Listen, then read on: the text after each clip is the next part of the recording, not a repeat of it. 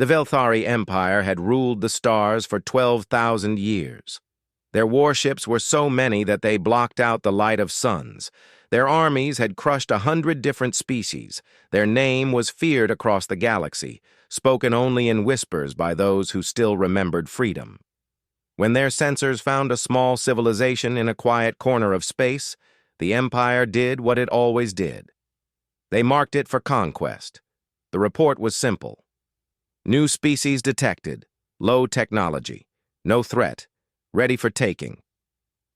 But then something strange happened, something that had never happened before. A message arrived at the border station. It was not a cry for help. It was not a surrender. It was a warning, written in perfect Imperial language. This is human space. You are approaching our border. Turn back now. This is your only warning. Station Commander Velthax read the message 3 times. Then he laughed so hard that tears ran down his face. These creatures, these humans, were telling the mighty Velthari Empire to go away. It was the funniest thing he had ever seen. He saved the message to show his friends later and sent word to the 4th Battle Fleet. Admiral Corrin received the orders while eating his morning meal. He was not happy. Sending a whole battle fleet to crush some small species that could barely travel between stars seemed like a waste of time. But orders were orders. He gathered his 2,000 warships and set course for human space. Far away, on a blue and green planet called Earth, Commander Yuna stood in the control room of the orbital defense platform named Bakdu. She watched the approaching fleet on her screens. 2,000 ships, 3 million soldiers, coming straight toward them. Admiral Tejo stood beside her. He was an old man with gray hair and calm eyes. He was drinking tea, as he did every morning. He did not seem worried. They did not turn back, Yuna said quietly. They never do, Tejo replied. He finished his tea and set down the cup. Contact General Hyunsu. Tell him to wake the ghosts. Deep under the mountains of Korea, in secret bases that had survived 3 world wars, old machines began to wake up. Lights flickered on in tunnels that had been dark for decades. Computers that had been sleeping for years opened their eyes. Humanity had been watching the stars for a very long time. They had seen the Velthari Empire from far away.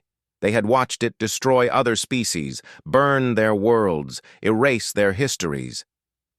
And they had prepared.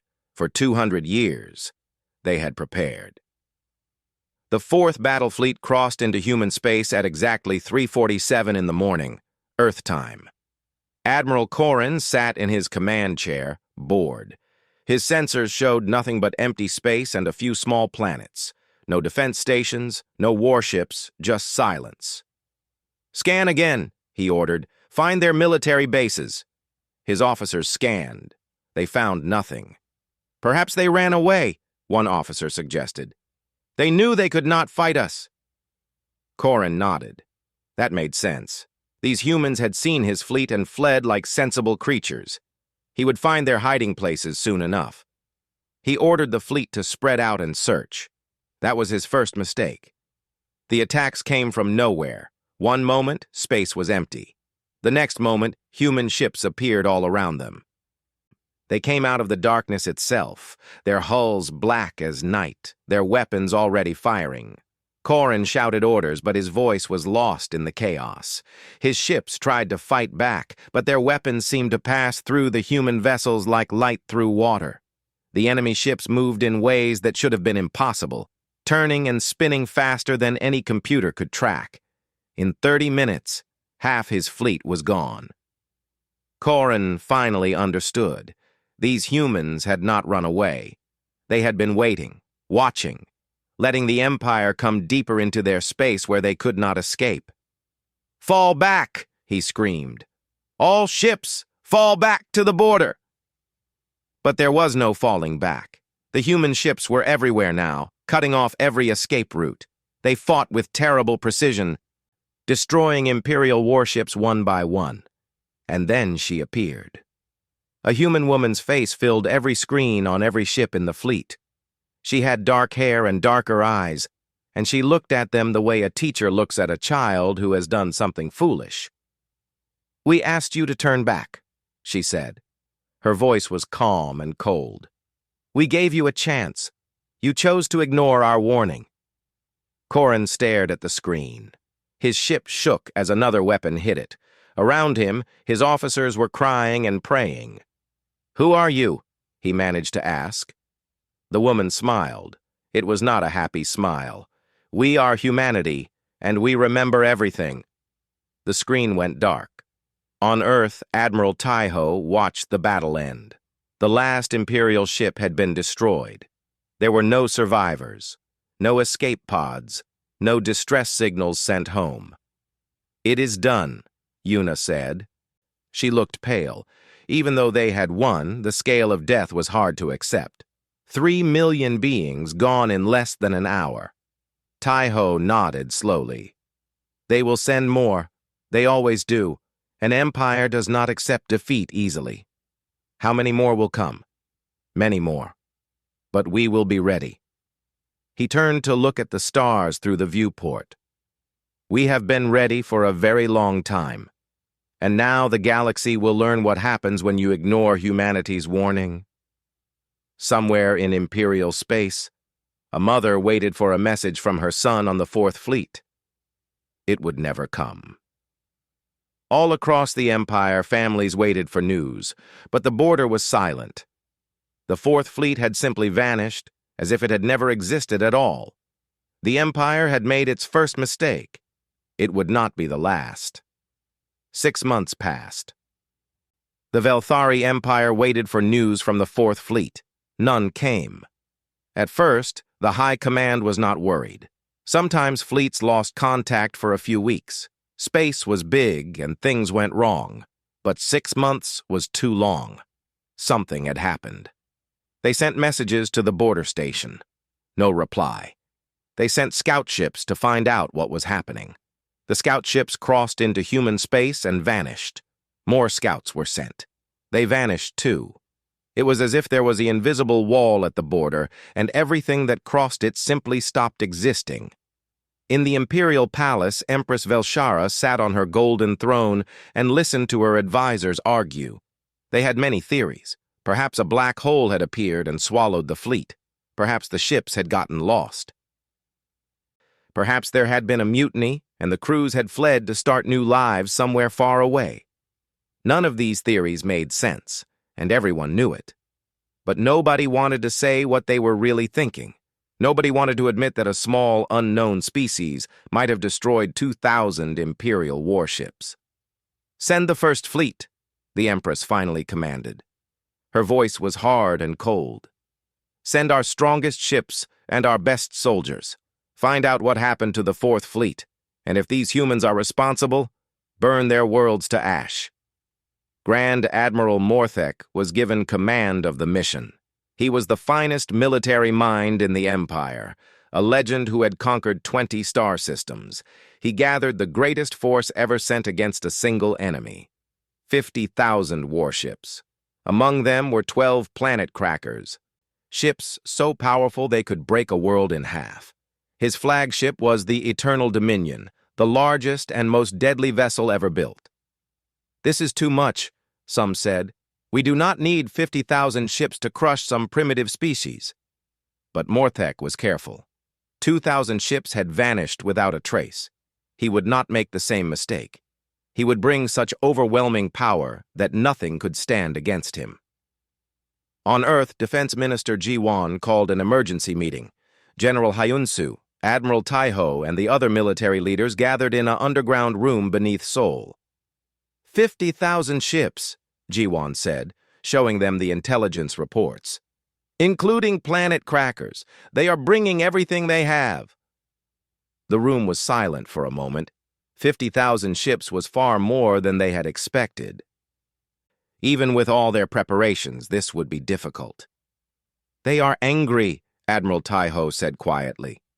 "They lost face when the Fourth Fleet vanished. Now they want revenge."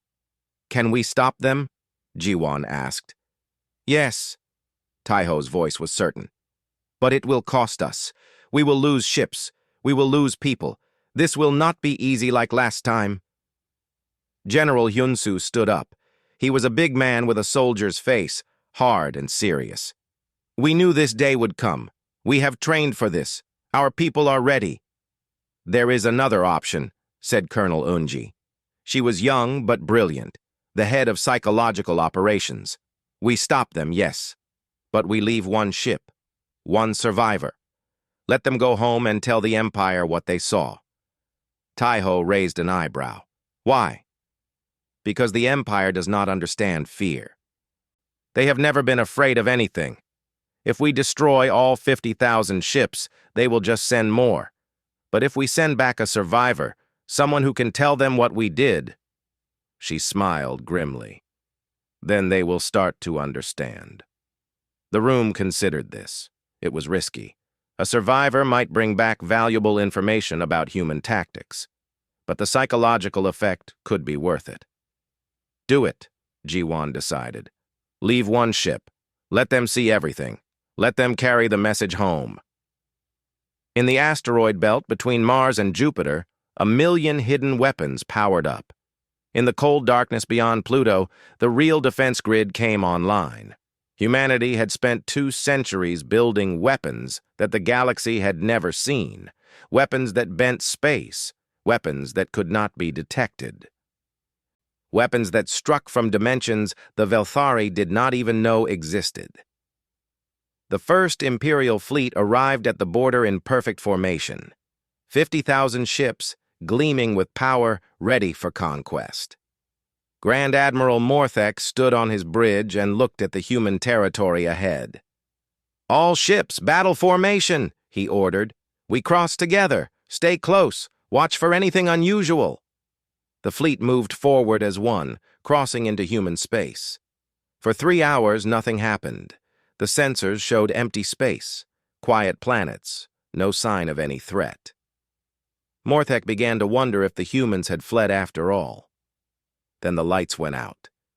Every ship in the fleet lost power at the same moment. For 10 terrible seconds, 50,000 warships drifted in complete darkness. When the power came back, the screens showed something impossible. Human ships surrounded them, thousands of them. They had appeared from nowhere, forming a perfect sphere around the Imperial fleet. They were small and sleek and black, almost invisible against the darkness of space. And they were not attacking. They were just waiting, watching. All weapons, fire, Morthek shouted. The Imperial fleet opened fire with everything they had. Thousands of energy beams and missiles flew toward the human ships, and the human ships simply moved aside. They danced between the attacks like leaves in the wind, impossibly fast, impossibly graceful. Then they began to fire back.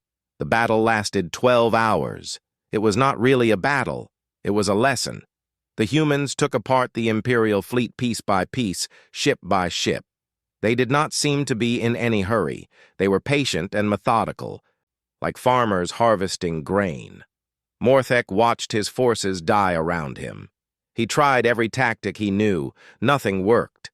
The humans seemed to know what he would do before he did it. Finally, his flagship was alone.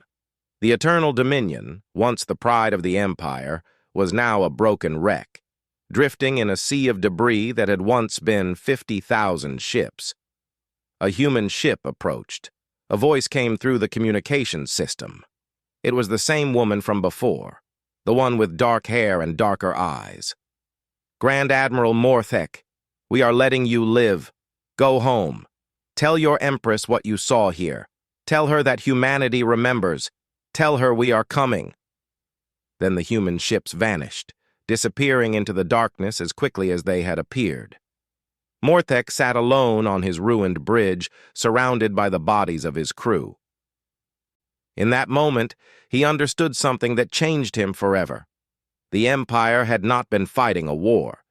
They had been walking into a trap that had been set for centuries, and now that trap was closing. The Eternal Dominion drifted across the border 3 months after the battle. It was barely recognizable.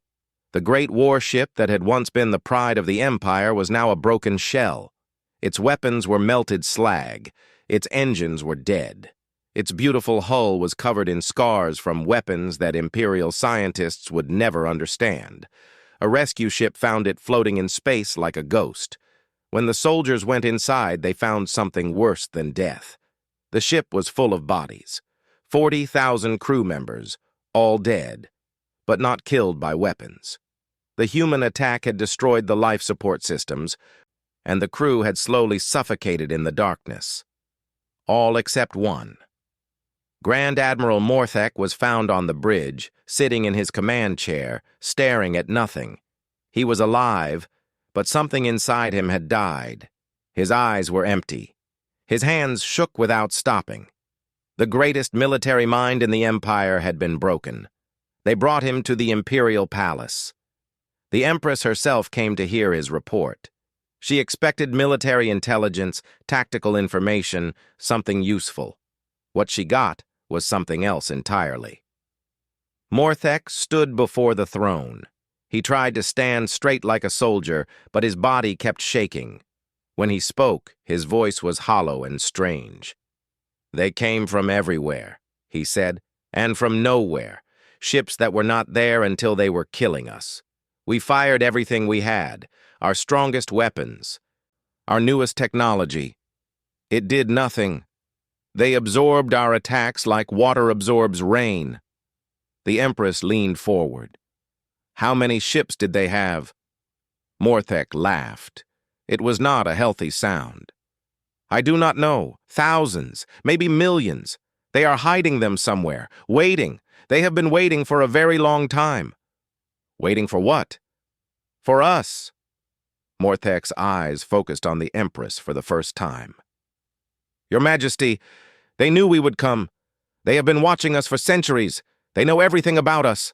Our ships, our tactics, our weaknesses. They were not defending against us. They were hunting us." A murmur went through the court. This was impossible. The Empire was all-powerful. No species could threaten them. This had to be exaggeration, the ravings of a traumatized mind. But Morthek was not finished. "There is more. Before they let me go, they sent a message. Their commander spoke to me directly, a human woman." "What did she say?" Morthek closed his eyes, remembering. She said, "Tell your Empress that humanity remembers. We remember every species your empire has destroyed.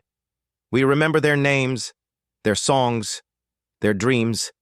We have been preparing for 12,000 years.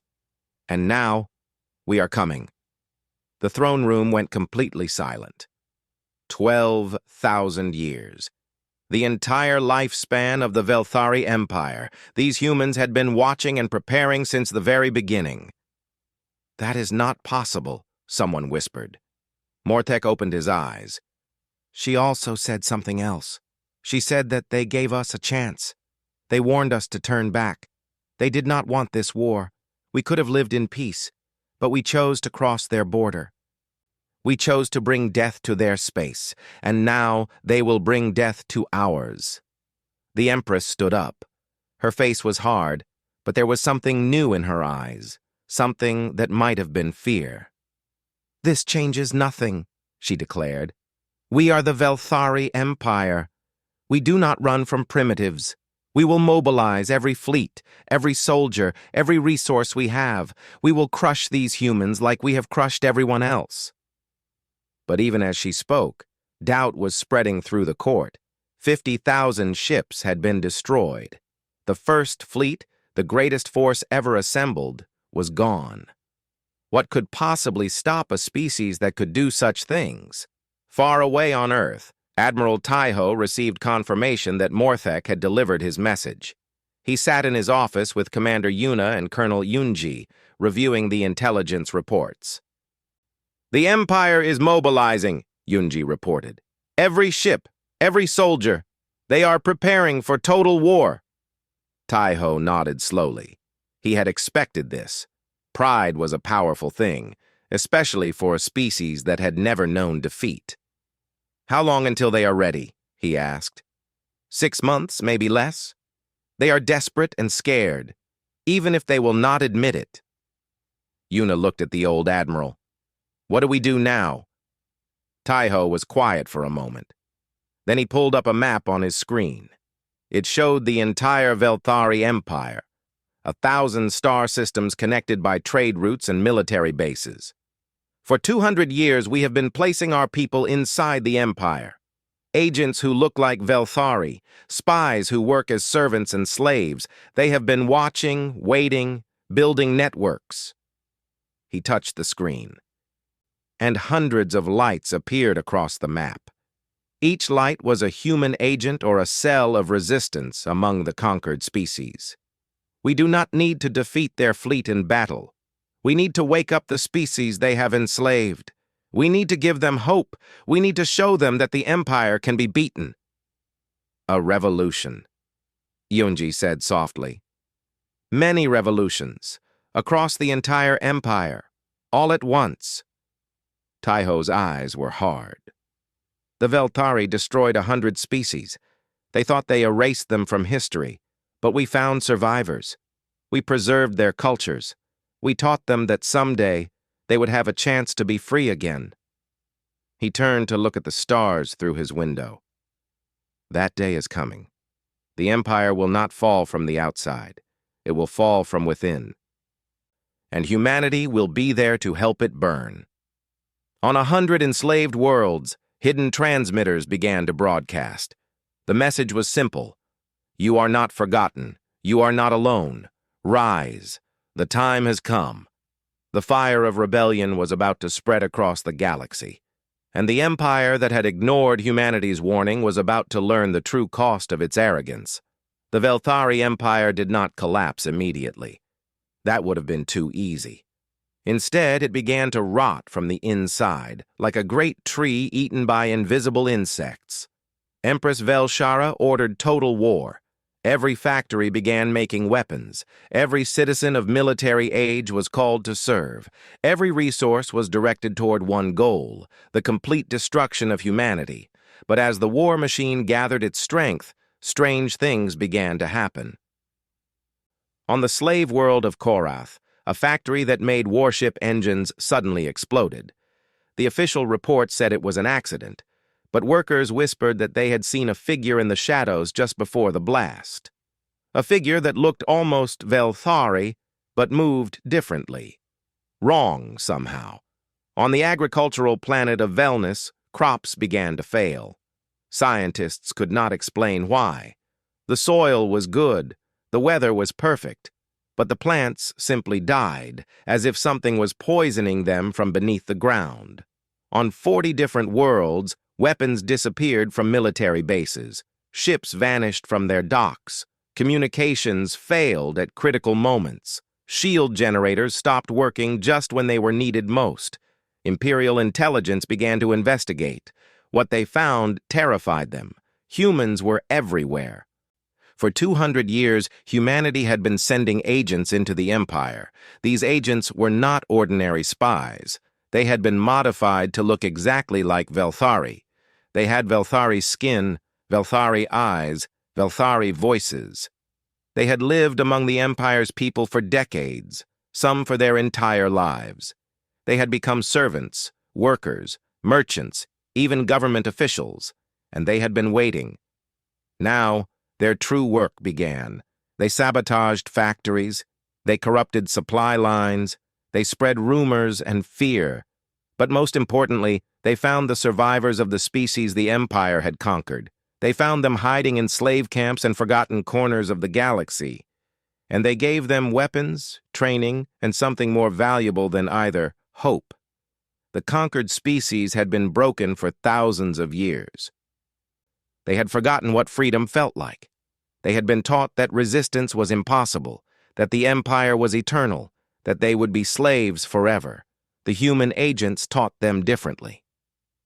The Empire is dying, they said. Humanity has come. We are here to help you take back what was stolen from you. And across the galaxy, the slaves began to rise.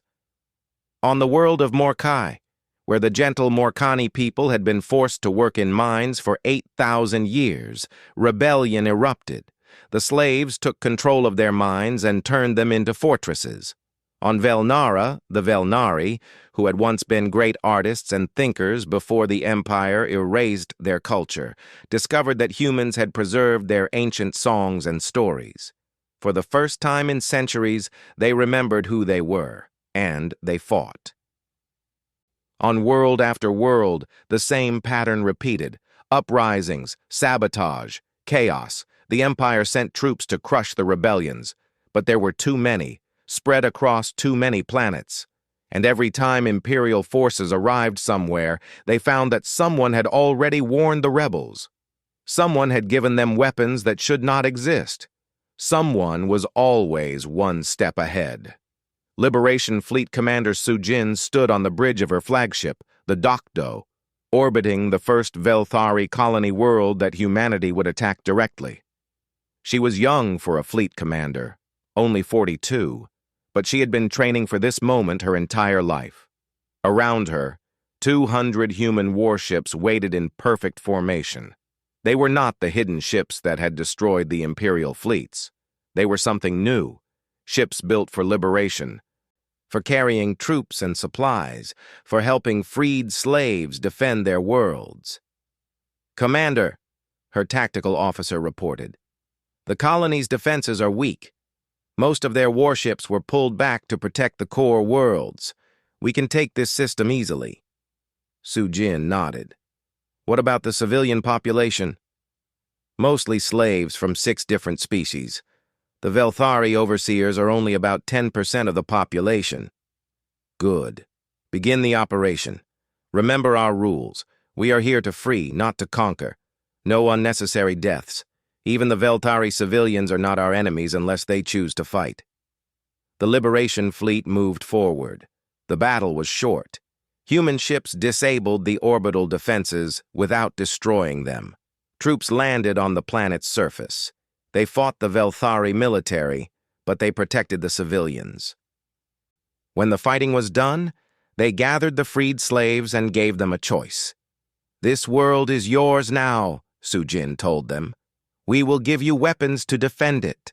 We will teach you to use them, and then we will leave. You are not trading one master for another. You are becoming free." The freed slaves looked at her with disbelief. For generations, they had known nothing but chains. Freedom was a word without meaning. But slowly, they began to understand. This was what humanity offered. Not conquest, not empire, just freedom. News of the liberation spread across the galaxy. More slave worlds rose up. More imperial forces were stretched thin, trying to fight fires on 100 fronts. The great war machine that Empress Velshara had built was being eaten alive by the very people it had enslaved. And humanity had not even committed its main fleet yet. In her palace, the Empress received report after report of defeats and rebellions. Her advisors told her to negotiate, to sue for peace while there was still an empire to save. She refused. Pride would not allow her to surrender to creatures she had once dismissed as primitives. But in her private moments, alone in her chambers, she began to understand the truth. Humanity had not started this war to defeat the Empire. They had started it to free the galaxy, and they were winning. The old order was dying. Something new was being born in the flames, and there was nothing the Empire could do to stop it. The war lasted 7 years. It was not the war anyone had expected. Human fleets did not burn Velthari worlds to ash. They did not slaughter civilians or take revenge for the millions of lives the Empire had destroyed. Instead, they did something far more devastating to the Empire's pride. They helped others fight their own battles. Every world humanity reached, they armed the oppressed and left. Every fleet they destroyed, they broadcast evidence of imperial crimes to the entire galaxy. Every victory they won, they dedicated to a species that the Empire had tried to erase from history. The Velthari fought hard. They had ruled the galaxy for 12,000 years, and they did not give up easily. But they were fighting on too many fronts. Their slaves were rising everywhere. Their supply lines were broken. Their military was bleeding to death in 100 small wars across 1,000 systems. One by one, their colonies fell, not to human conquest, but to rebellion. Species that had been enslaved for millennia suddenly remembered their pride, their anger, their hunger for freedom. And with human weapons in their hands and human advisors by their side, they could not be stopped. In the 7th year, human ships finally entered orbit around the Velthari homeworld. Admiral Taiho was old now. His hair was white, his body tired. But his eyes were still sharp, and his mind was still clear. He had waited his entire life for this moment. He had trained for it, planned for it, dreamed of it, and now it was here. Commander Sujin, now promoted to Admiral herself, stood beside him on the bridge of the flagship. "The Empress wants to negotiate," she reported. "She is asking for terms." Taiho was silent for a moment. Below them, the Velthari homeworld turned slowly. Blue and green and beautiful. Millions of people lived there. People who had been taught all their lives that they were superior to every other species in the galaxy. People who had never questioned the cruelty of their empire. "Accept the meeting," he said finally. "I will go myself." The throne room of the Imperial Palace had once been magnificent. Golden walls, precious gems, treasures stolen from 100 conquered civilizations. Now it was empty. The treasures had been taken by fleeing courtiers. The gold had been stripped to pay for warships that were now debris. Only the throne remained, and on it sat Empress Velshara. She was older, too. 7 years of war had aged her. Her proud face was lined with defeat. Her hands trembled slightly as she watched the human admiral enter. Taiho walked slowly down the long hall. He was alone. Unarmed. He had refused guards, refused weapons. He wanted to show the Empress something. He was not afraid. He stopped before the throne and looked up at her. "You could have destroyed us," the Empress said. Her voice was quiet, defeated. "From the very beginning. You had the power. You had the technology. Why did you wait? Why did you let us attack first?" Taiho considered the question carefully. He had thought about this many times over the years. "Because we needed the galaxy to see who you truly were," he answered. "We needed the oppressed to rise themselves, to reclaim their own freedom. If we had simply destroyed you, they would have exchanged one master for another. They would have looked to us as rulers instead of liberators." He paused. "And because we wanted to give you a chance, a real chance, to be better than you were. We warned you at the border. We asked you to turn back. We hoped you would listen. We ignored your warning. Yes, you knew we would." Taiho's eyes were sad. "We hoped you would not. Every species faces this choice eventually. Some choose wisdom, some choose pride. You chose pride." The Empress was silent for a long moment. Outside, through the great windows, she could see human ships in orbit. Ships that could destroy her world with a single command. Ships that had chosen not to. "What happens now?" she asked. "Now the Velthari Empire ends. Your conquered peoples are free.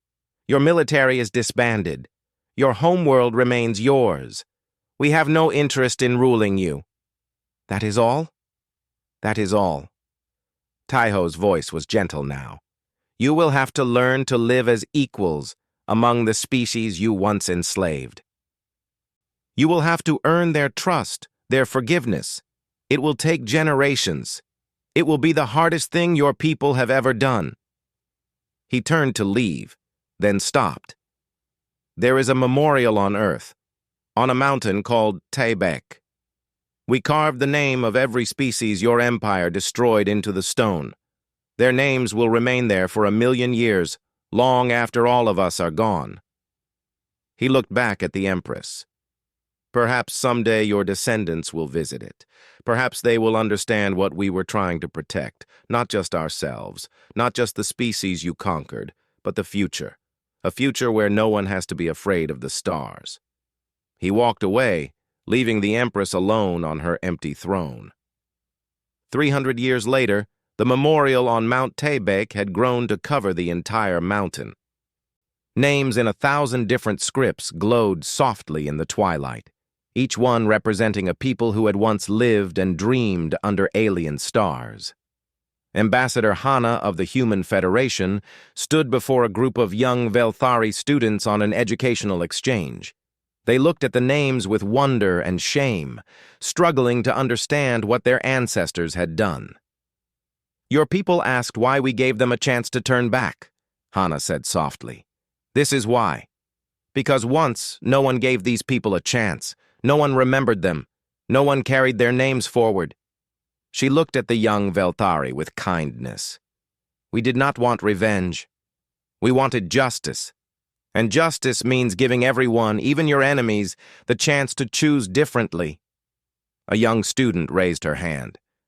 "What if they choose wrong?" Hana smiled gently. "Then we remember them too. We remember the warning they ignored, the chance they wasted. But we also remember that you are not your ancestors. Every generation gets to choose again. That is the real gift." Above them, the stars were coming out. Human and Velthari ships patrolled together, guarding a peace that had been built on memory and hope. And somewhere on the edge of known space, a small station still broadcast its ancient message. "This is human space. We come in peace. We offer friendship. But know this. We remember. We always remember." The galaxy had changed, and humanity had helped change it. Not through conquest or cruelty, but through something far more powerful. Through memory, through justice, through the simple belief that every species deserved a chance to be free. That was humanity's gift to the stars. That was why the Empire had fallen, and that was why the future, for the first time in 12,000 years, belonged to everyone.